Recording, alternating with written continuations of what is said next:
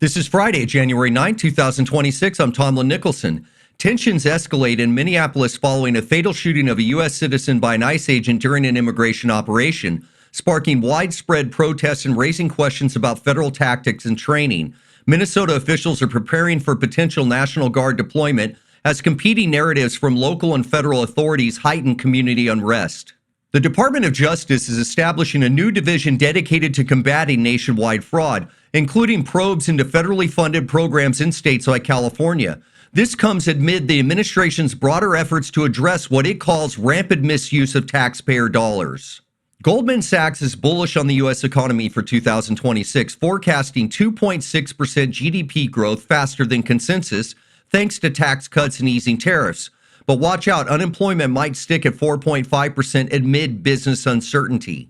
The U.S. Senate advances a war power resolution to limit President Trump's ability to conduct further military operations against Venezuela without congressional approval.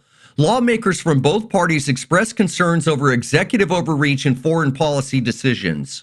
A U.S. prosecutor labeled Governor Newsom the king of fraud for alleged oversight lapses in California's $24 billion homelessness spending, with federal charges already filed against two real estate executives.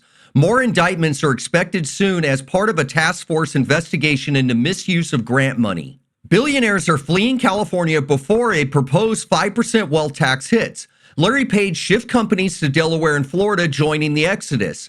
Conservative voices cheer this as a win against blue state overreach, predicting economic boosts for red states like Texas. Attorneys general from 5 Democrat-led states filed a lawsuit against the Trump administration for freezing billions in social safety net funds, citing fraud concerns in programs aiding low-income families. The states argue the withholding is an unconstitutional abuse of power impacting child care and poverty alleviation efforts.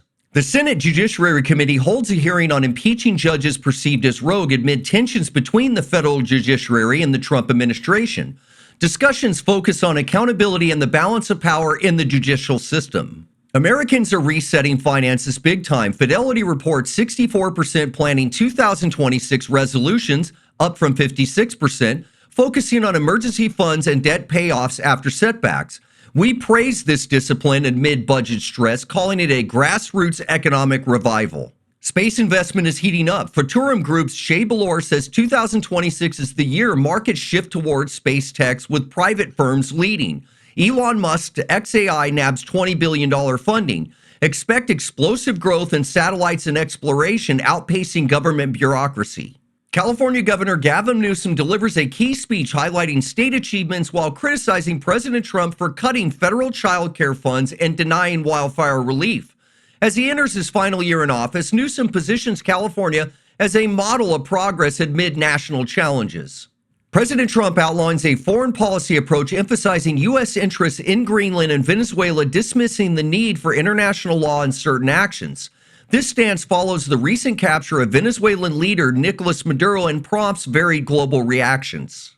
The House passes funding bills incorporating guardrails on President Trump's environmental and energy policies, rejecting proposed cuts while advancing clean energy programs. The legislation now heads to the Senate for consideration in ongoing budget negotiations.